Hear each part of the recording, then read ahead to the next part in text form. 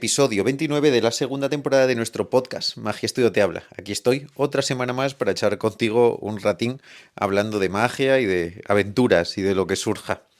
Me acabo de dar cuenta de dos cosas. Una es, vaya rapidísimo que va el año, que para mí estamos justo después de Navidad. Y la segunda, que es que estamos a mitad de mayo. Una es consecuencia de la otra.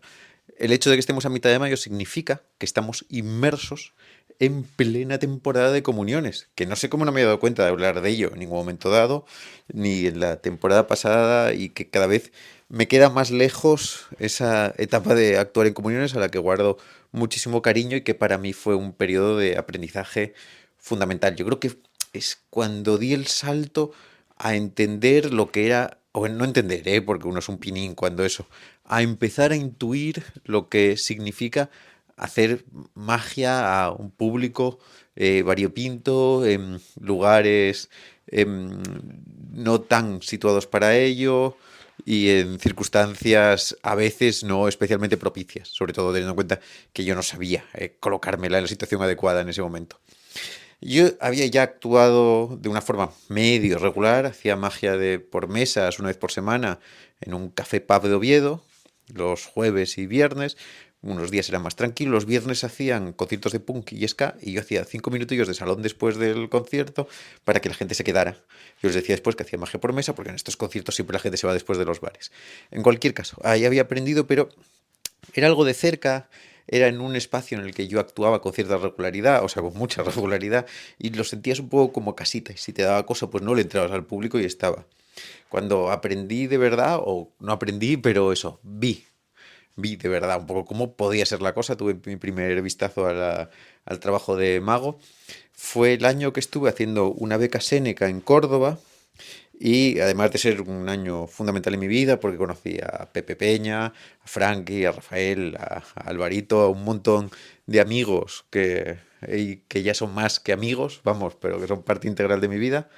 Y bueno, aprendí muchísima magia en esa época, pero además, gracias a Frankie Magic, ese mismo año en la época que además coincidía con los exámenes de la universidad, que fueron encima bien, me hice un millonísimo de comuniones, pero una verdadera barbaridad, porque Paco tenía gestionado eso de una forma fantástica y necesitaba algunos magos que hicieran algunas comuniones más cuando él tenía cubierta la agenda. Para mí significó actuar, pues a lo mejor 2 de sábado, 2 de domingo y una de viernes durante 2 meses, con lo que significa de desmontar, montar, preparar un show, llegar a un bar o a una casa, a sitios totalmente distintos, preparar un repertorio que pudiera funcionar con un público que podía ser familiar, pero podía ser de la misma manera infantil, que se podían haber juntado 5 comuniones en un restaurante caótico, o de repente una para 10 niños nada más, o una familia que tenía 2 niños. Y fue, la verdad, fascinante. Durante algunos años más seguí haciendo comuniones y esporádicamente, poco a poco hice algunas, digo, esporádicamente hice algunas más y poco a poco fui dejando de hacer. Pero es una cosa que yo recomiendo muchísimo y muchos juegos que siguen hoy en mi repertorio parten de esa época, ¿eh? La rutina de cuerdas que varía la de Sanders, aunque haya cambiado y se ha estilizado como uno aprende con el tiempo y ha cogido ritmo, sale de ahí. O que sigo haciendo el papeloquito que estaba en esas primeras actuaciones. Y si me pusiera yo creo que a repasar el repertorio del primer y del segundo año, seguro que encuentro más cosas que se quedaron de alguna forma o de otra. Además tenía la suerte de que Frankie tenía muchísima magia distinta y podía experimentar con sus juegos, probar. Jo, la verdad que me estoy acordando y lo recuerdo primero con mucho sudor, porque en Córdoba hacía un calor que te mueres, y con muchísimo cariño. Qué bien, qué bonito es eso, ¿eh? Así que eso, un año lleno de suerte, una temporada fantástica y desde aquí mi máxima admiración.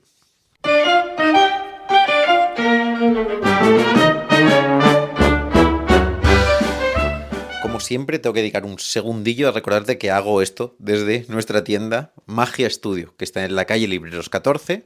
También tenemos la tienda online, que es magiastudio.com, una tienda online muy guapa. Y nuestra plataforma Secretfiles, una plataforma tipo Netflix en la que te enseño magia de todo tipo, de lo más divertido y con mucha paciencia, mucho cuidado para que sepas mucho o sepas poco, siempre tengas algo que encontrar. Ya sea de cartas, de monedas, de mentalismo, de presentación y de guión de teoría, de lo que se te ocurra. Ahora estoy inmerso en el curso de Plata Cobre para que luego se venga el de Chop Cup y creo que voy a meter entre medias algunas cosas de Marlo y Carpenter que estoy trabajando y versionando que me están ahí dando gusto y renín, que me lo estoy pasando muy bien con ellas. También ando dando vueltas a ver cómo encuentro una forma de recuperar clases que pueden haber quedado en medio de cursos como el de cartomagia, ¿no? Que son igual 16 horas de juegos. Pues que a veces me fastidia que se olviden esas cositas. No sé si hacer, a ver qué opináis de esto, en algún momento dado, hacer alguna especie de librito en el que saque a lo mejor 6 juegos de los Secret Files que me gusten. Para tener unos libritos pequeñitos que sean casi de viaje y poder acercar también un poco esos juegos a gente que pues no esté en la plataforma o estos asuntos.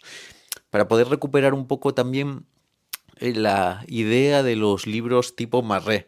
Esos libros pequeños que a mí me encantaba comprarme cuando venía a Madrid, los compraban en Carpita, los compraba en Magia Madrid y me los leía en el bus y no suponían un gasto. Porque claro, tengo que tener tiempo para hacerlo, que eso ya es otra historia. Con eso queda eso dicho, échale un vistazo como siempre a los Secret Files, por Dios, que están muy guapos. Y en cosas de la tienda, entre todas las novedades y todos estos asuntos que hay, quería recomendarte una cosa que como siempre la puedes encontrar en cualquier tienda, que es el Super Showdown de Nick Frost. Es una versión no del Tenkar Poker Deal, es una secuencia de póker con un reparto muy libre para los espectadores que parece que tiene una estructura fantástica. Es un juego, yo creo que muy juguetón de hacer cara a cara con un espectador, que me parece que se puede prestar bien a situaciones escénicas más grandes, porque simplemente abriendo un poco el árbol de decisiones se puede conseguir, que no necesita que se sepa mucho de póker, o no hace falta saber nada, ¿eh? Porque simplemente tiene esta cosa del apostar y ganar. Con eso me doy cuenta también de que debería dedicar un podcast en algún momento dado al Tenkar Poker Deal como juego, que es una de estas cosas que es buena, hay millones de versiones, está el libro de Bob Farmer, que está muy chulo, hay unas versiones de Buddy buenísimas, y yo recomiendo siempre muchísimo la de David Solomon, que está en Querido Mr. Fantasy, que parece súper práctica con la predicción final y es muy adaptable. Yo creo que incluso se podría hacer con cosas que no fueran cartas de póker. Hay que darle un pensado, ¿eh? Me pongo yo los deberes de darle yo candela al asunto. Y con eso ya te dejo, que quiero seguir hablando de otras historias y echarle un vistazo a ese producto y echarle un vistazo a los Secret Files.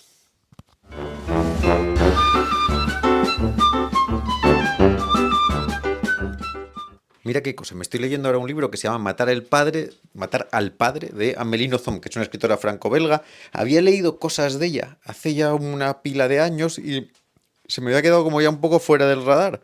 No significa que no que sea porque haya dejado de ser notoria, todo lo contrario. Lleva publicando desde el 93 al libro por año, siempre relevantes. Es verdad que son libritos como de 120 páginas, lo digo como es verdad, como 120 páginas fuera fácil, pero son interesantes, tienen una cierta línea porque ven un poco autobiográfico, se presenta como personaje un poco siempre en sus historias, son elegantes, están bien estructurados, pero a mí me cuesta un poco la literatura corta, de la misma forma que me cuesta el cuento y me cuesta el corto. Me gustaría que me gustaran más, pero no termino de engancharme. Es como que siento que me los voy a comer muy rápido y como que eso me acelera, ¿no? Cuando veo algo más grande me apoltrono un poco más por ello y me dejo llevar. Claro, me estoy leyendo como el primero de la segunda trilogía de Dune, que los había dejado también, me había leído la primera en su momento y no había leído la segunda, y aunque tal, en eso me poso y por donde vaya. Bueno, pero la cosa de de por qué te cuento lo que me estoy leyendo es porque este libro de Matar al Padre va de magos de los nuestros, de los de cartas y truquitos. Creo que como en los 90 me cuesta, porque ahora lo que te voy a hablar, poner referencia, pero habla mucho de hippies y eso ahí está. Y ahí hay que sumar que si me cuesta un poco lo corto, me cuesta más ver cosas de magos, se me hace bolísima, no me vi ninguna de las de Ahora me ves, me hace mucha gracia la del increíble Bar Wonderstone, esa de Steve Carrell y Buscemi, que claro, que actorazos, y me vi también pues el truco final y el ilusionista del truco final, porque el Neil Burger me gusta y Nolan pues con sus más y sus menos también. Y bueno, ahí está ese asunto. Pero que siempre me da un poco de grimilla, o sea, me cuesta cómo referimos a la magia cuando se intenta explicar algo de ella en una de estas fuentes, ¿no? Porque siempre me suenan como explicaciones como muy aparatosas de una visión de un marciano, de algo que es muy difícil de transmitir. Digo que, como todo, tiene excepciones, ¿eh?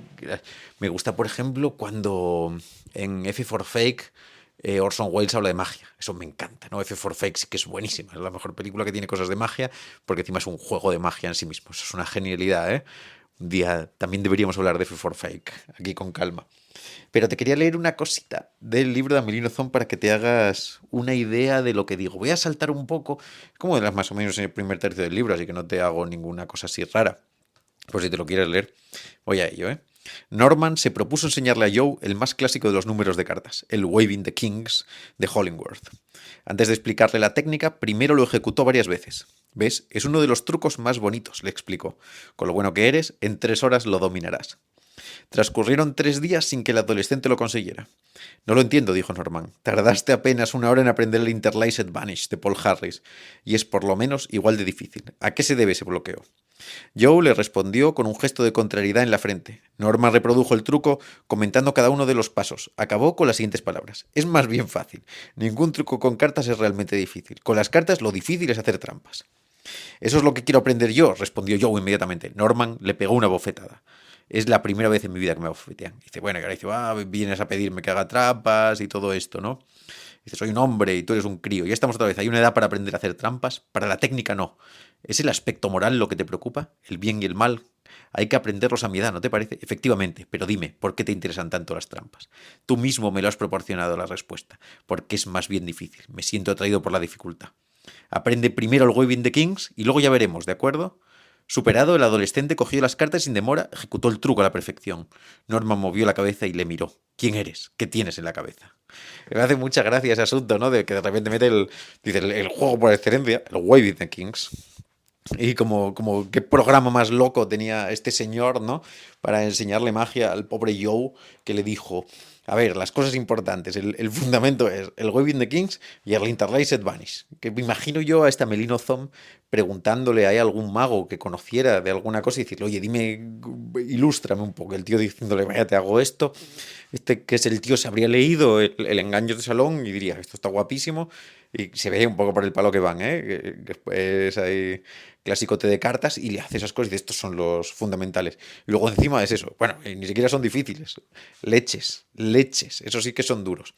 Y luego hablan de las cosas de las trampas que le ponen como mucho peso a la capacidad de dar cartas de abajo y todo esto. Pero es divertido porque me imagino, ¿no? Cómo sería la misma situación cuando alguien que se dedique, yo que sé, que sea luthier de violines especiales, de alguna cosa quiero decir, estas que tienen ya su propio lenguaje o esto, cuando ven en un libro en el que alguien le habla de cómo hacer un violín o de estas historias y piensas como, pero es como que tiene como una simiente de verdad, ¿no? Que eligieron nombres, que las palabras no están mal puestas en su lugar, pero que de alguna manera eso lo está diciendo un extraterrestre, ¿no? Alguien de fuera de plano.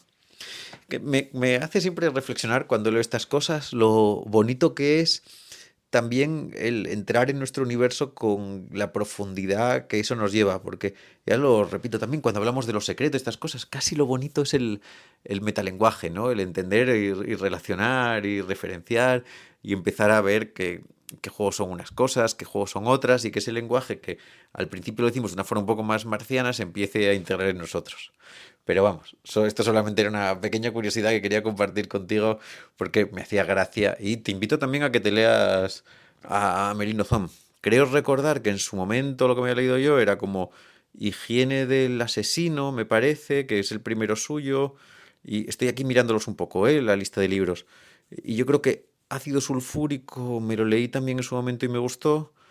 Y bueno, es que son un mogollón de libros, ¿eh?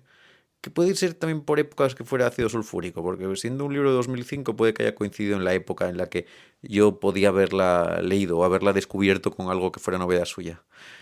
Pero eso, ya sabes, el clásico entre los clásicos, el truco importante es el Waving the Kings, que además es muy fácil, como todo lo de cartas, se hace ahí, en hay menos. Lo difícil es hacer trampas. Ya vamos a ver ahí un poco, que no sé, lo de hacer trampas es muy difícil, pero lo otro tampoco se nos queda corto.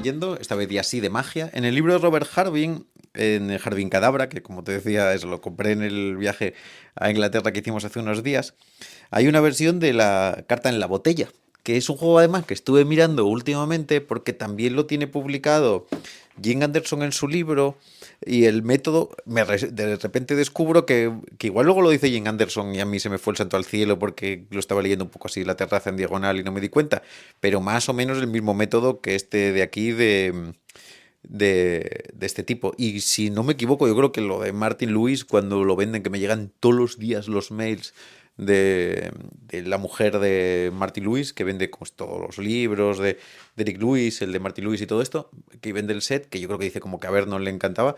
Ahora que me está viniendo a la cabeza, pero me puedo equivocar radicalmente, ¿eh? Lo digo porque hay una caja de puros, creo que es la misma versión también. Está guay, es una versión de una carta a la botella con... La carta en este caso me parece que no hay ni esquina rota ni nada, que es forzada sin más. Pero el método está apañado porque lo que haces es meter la botella dentro de una caja de puros, una botella que enseñas vacía primero, ¿no? Dentro de una caja de puros que va dentro de otra caja de puros que se queda ahí en la mesa, desaparece una carta y aparece ahí. La cosa ingeniosa es que la caja pequeña de puros no tiene base, y la caja grande de puros tiene ya una botella dentro con una carta metida, a ver qué embolado. Y entonces tú metes la botella en la caja pequeña que no tiene base, al arrastrarla por detrás de la mecha se cae en un servante, esta se mete en la caja grande y al cerrar y luego volver a abrir el espectador se confunde la base y eso engaña. Espero que se haya entendido esta explicación tan batiburrillo, pero además no sé si lo vas a hacer esto algún día, pero al menos que eso dicho y explicado, porque me parece que el método es ingenioso, se puede aplicar a una esquina corta y creo que la idea fundamental esa de que haya un nido de cajas y la caja del medio no tenga base para poder haber dejado algo primero en ella que se descargue y que luego encima haga de cascarilla para el objeto que está en la caja más grande, es súper inteligente, ¿eh? Me parece que es muy bueno y a tener en cuenta. Y además eso, que está guay, pero vamos, a lo que iba un poco, aunque creo que en este último ratito que nos queda, que tengo varios temas que hablar contigo, voy a ir saltando de uno a otro con máxima displicencia y alegría para no seguir ningún orden. Lo que quería decirte es una cosa, que aquí en el libro dice el Robert Harding, siempre estoy en contra de utilizar objetos comunes de la vida real en conexión con los efectos mágicos, porque creo que la magia se merece un poco de glamour, del glamour de lo inusual. Pero en algunos casos puedo estar de acuerdo en que las cosas muy ordinarias de un objeto pueden incrementar el valor de un juego. Y en este creo que ocurre. Y digo, joder, qué interesante, porque esto es una de esas peleas que tengo yo y me cuesta mucho encontrar ejemplos de este posicionamiento, el normal de toda la vida y que cada vez llevamos como un poco más a rajatabla, es la idea de hacer magia with everyday objects, cosas que tenemos todos los días a mano. Y ya sabes, yo tengo esa pelea contra las cosas de marcas, de chicles y de Instagram y de estas historias, pero el decir que el elemento es orgánico y encontrarme con que es Robert Harvey, que además cuando lees sus libros es todo fantasía de chimeneas. Que la chimenea es como el objeto favorito de la magia de los años 30 y 40. No una chimenea de casa, sino un tubo, ya sea cuadrado o rectangular. Eso les encanta. Y este le saca hay una par de cosas para cubiletes guapísimas. Estoy ahora también, que decía que estoy con lo de 3D, leyendo a Robert Harding y estas cosas. Claro, ahora que estoy, bueno, soy malísimo, se me da fatal, ¿eh?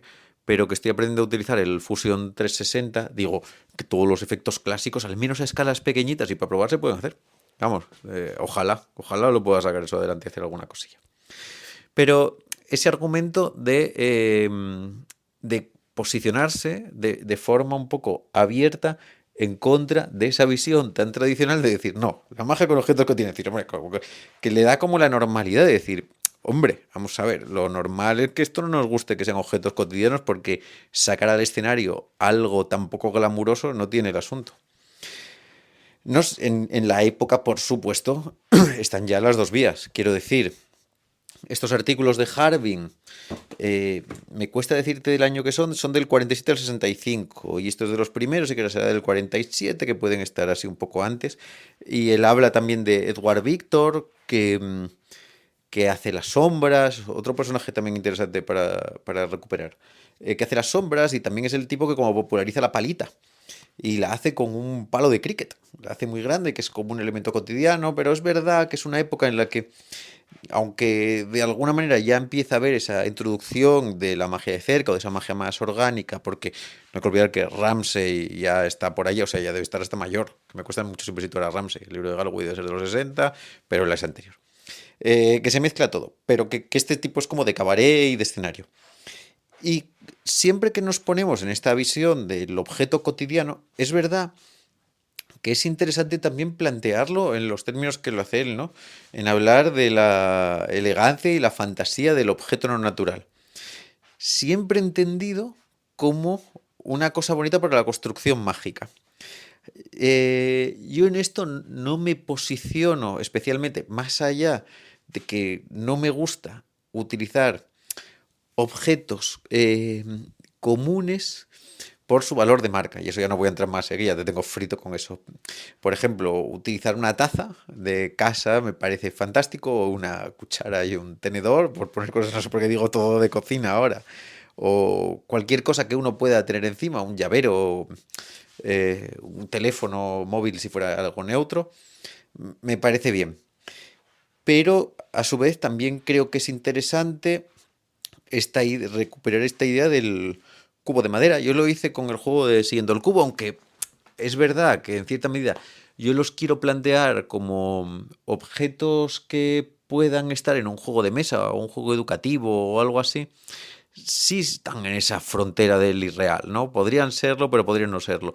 Y me gustaría ser más aventurero y atreverme más a sacar un tubo, una chimenea de estas, o una tira con pañuelos, o algo que sea de estos objetos puramente mágicos, ¿no? Una cornucopia. Con la cornucopia digo el cucurucho en el que se meten los papeles o estas cosas. Porque me parece que es verdad que de alguna forma reivindican algo que es la libertad del jugar que se puede tener en magia. Si vivimos un poco esclavizados por el querer entrar en esa ultranormalidad, nos perdemos el sustento de que la magia permite ir a otro lugar completamente distinto. Y dentro de la normalidad incluso eso también cabría, porque como siempre tiene que venir a colación cuando hablamos de estas cosas ese ultra genio que es Gaetan Bloom.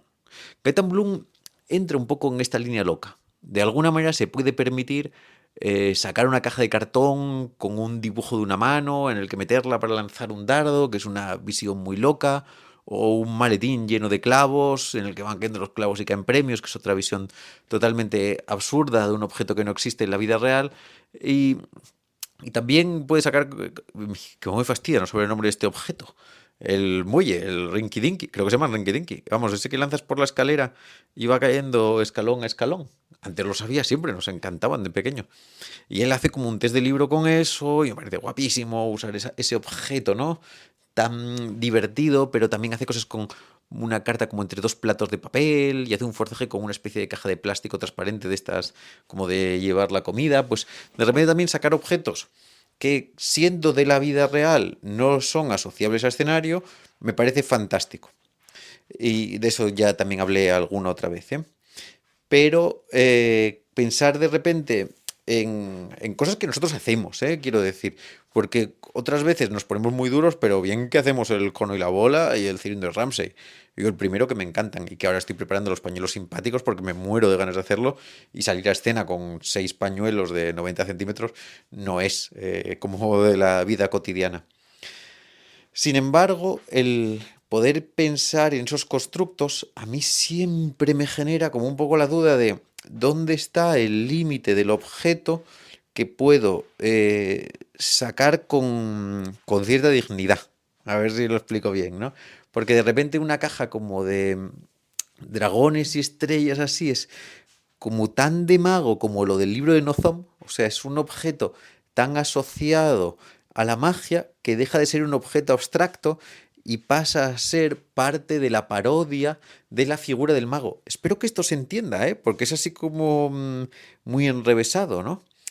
Es tan de fuera de la realidad que termina siendo de mago. Y quizá encontrar otros objetos que se manejen en un espacio intermedio sería la forma de modernizar este asunto para que nos sintiéramos cómodos.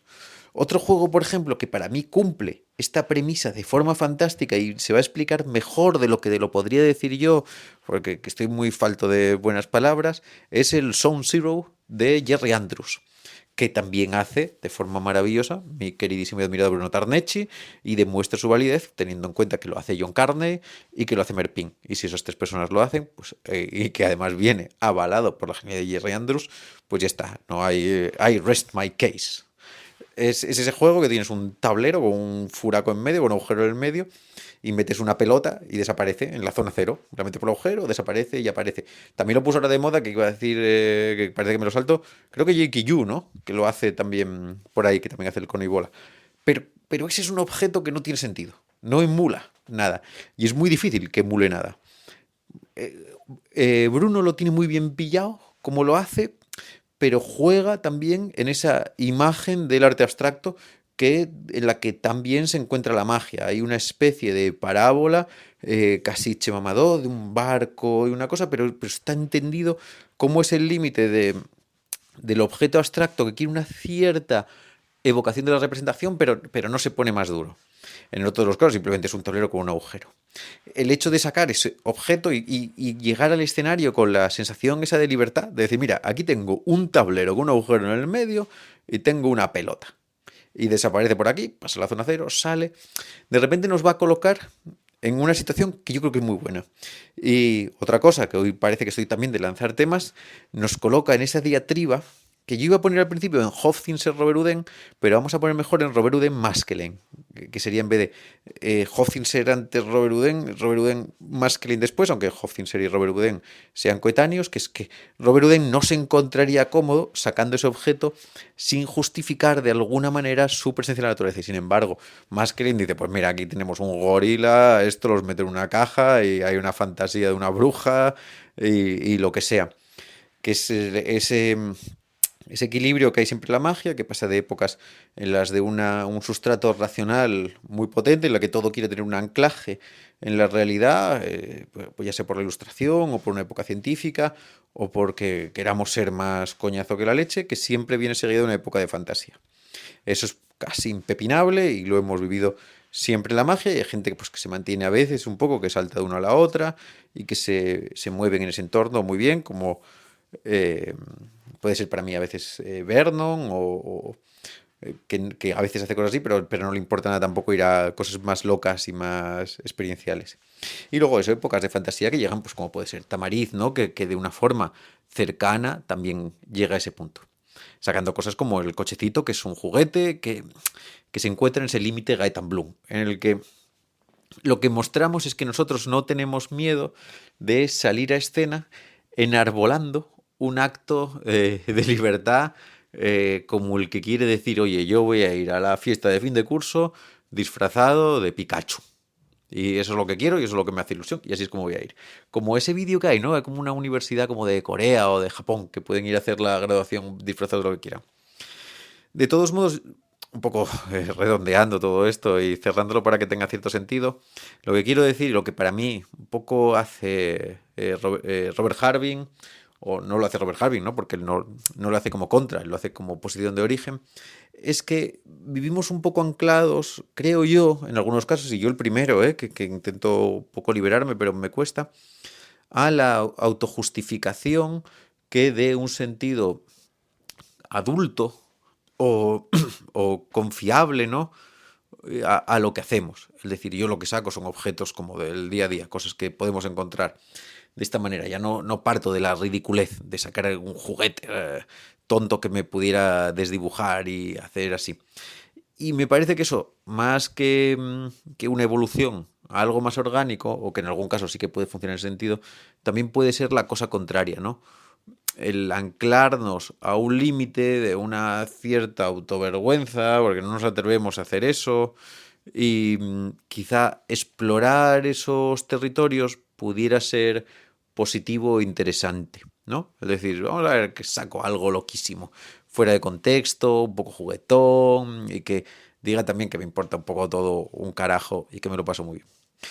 Ya ves, ¿eh? Lo que da para reflexionar y perderse. Hoy un poco ya a propósito, porque el tema este de Robert Harving o la idea esta del objeto cotidiano respecto al objeto que no tiene referente en la vida real, siempre está como en ese cacho que parece que cae para allí. Me apetecía simplemente dejarme ir, no poner nada especialmente sólido, no querer decir nada porque es para mí muy complejo y están todos los matices, pero sí invitarte un poco a juguetear con esas cosas que igual no nos atreveríamos a sacar a escena. También a la vez discutir un poco cuáles son los límites de los objetos, qué es lo que hace que nos podamos sentir cómodos con ello, qué es lo que no nos gusta, qué es lo que referencia un poco al mago, qué es lo que puede ser suficientemente abstracto, qué es lo que queremos que sea tan loco que llame la atención de por sí, que ahí puede también meter a Run Clan, que saca muchas cosas, él habla mucho de la pelota de goma,